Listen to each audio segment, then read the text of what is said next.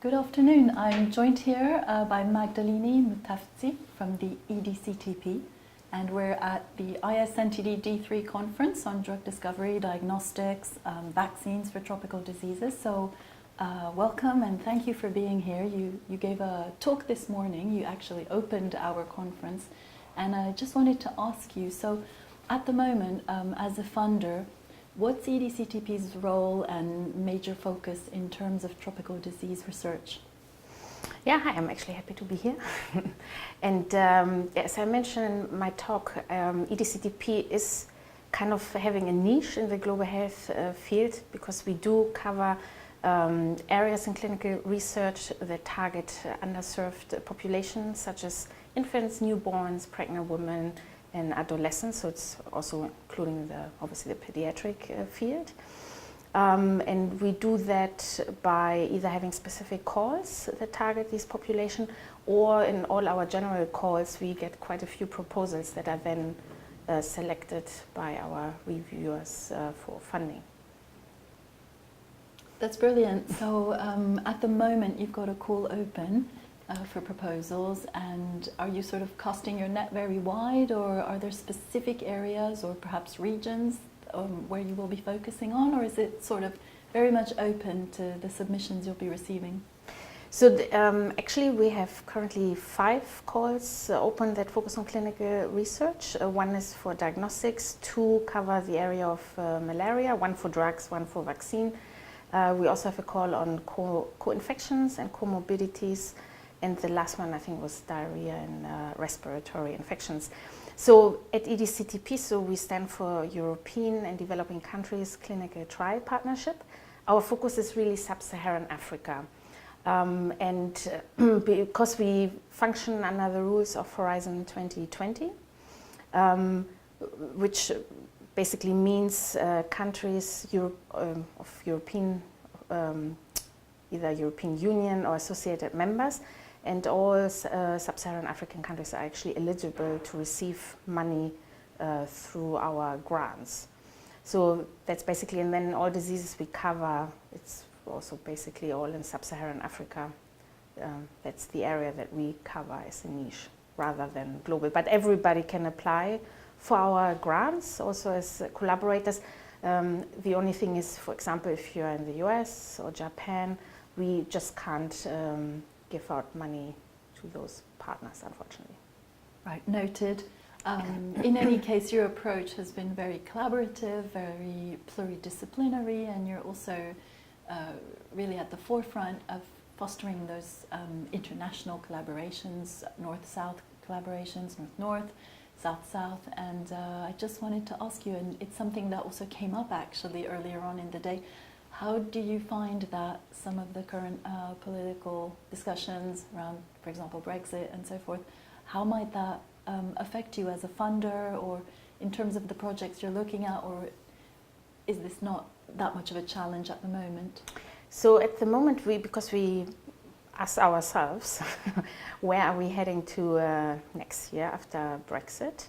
And unfortunately, it's unclear because also the politicians are not quite clear where they're going with that and what kind of solution they will find. So we continue business as usual and see what happens.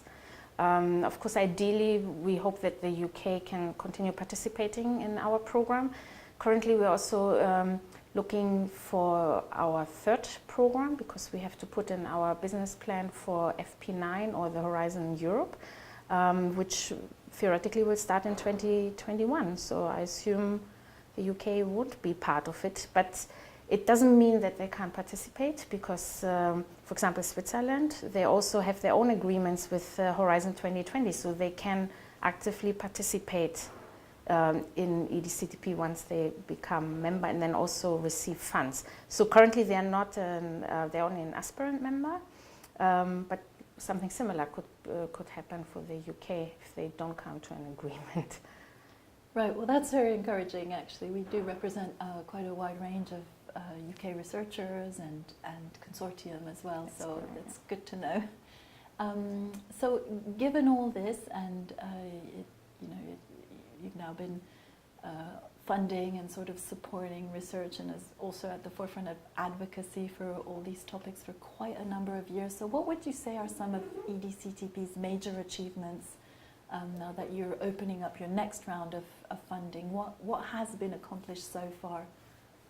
So I would say a couple of projects basically pushing drugs and other innovations through the whole pipeline from phase 1 through 4 and getting it to the market, and also influencing policies, including WHO. I think I mentioned earlier on the whole CHAPAS projects, if you want to say so, to really target the pediatrics need and also pregnant women. That because before CHAPAS, nobody really knew what concentration of antiretroviral treatment you need in babies.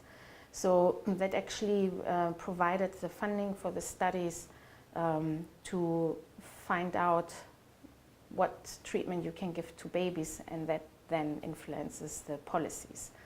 So of course that's, I think, similar trials, the whole TB drug consortium.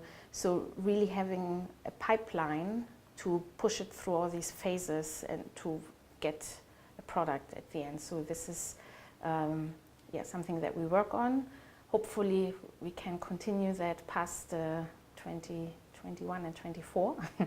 So, we'll see where we take EDCTP. It would be, of course, nice to have more products. So, and also the whole phase 4 to get more of these studies out.